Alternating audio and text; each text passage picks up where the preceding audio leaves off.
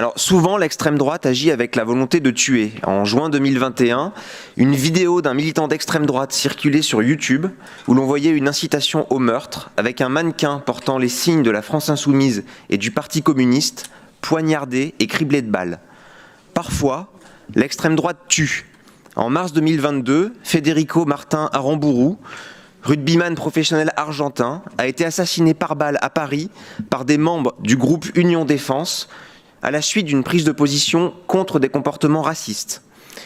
Et nous avons échappé au pire ce lundi 5 décembre, quand un de nos camarades a été passé à tabac au métro Vieux-Lyon par un groupuscule d'extrême droite et une autre jetée à terre.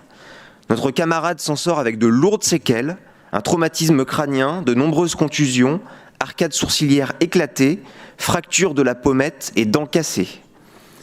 Notre assemblée doit réfléchir à ce que veut dire d'être physiquement agressé après avoir tracté des propos politiques républicains en pleine journée dans l'espace public.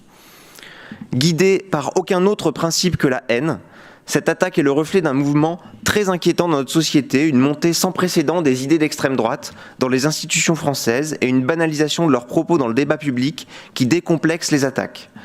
J'en tiens pour responsables celles et ceux qui banalisent les propos violents, jusque de cette Assemblée à l'Assemblée nationale, en plus de n'avoir pas su dresser de mur entre eux et l'extrême droite. Ce sont les mêmes qui ont organisé la diabolisation d'une soi-disant extrême gauche dangereuse, qui n'est pourtant qu'une union pour une société plus solidaire, plus juste et plus écologique. Je remercie le maire de Lyon d'avoir immédiatement saisi la justice.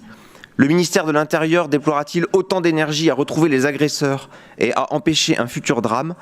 L'avenir nous le dira. Je vous remercie.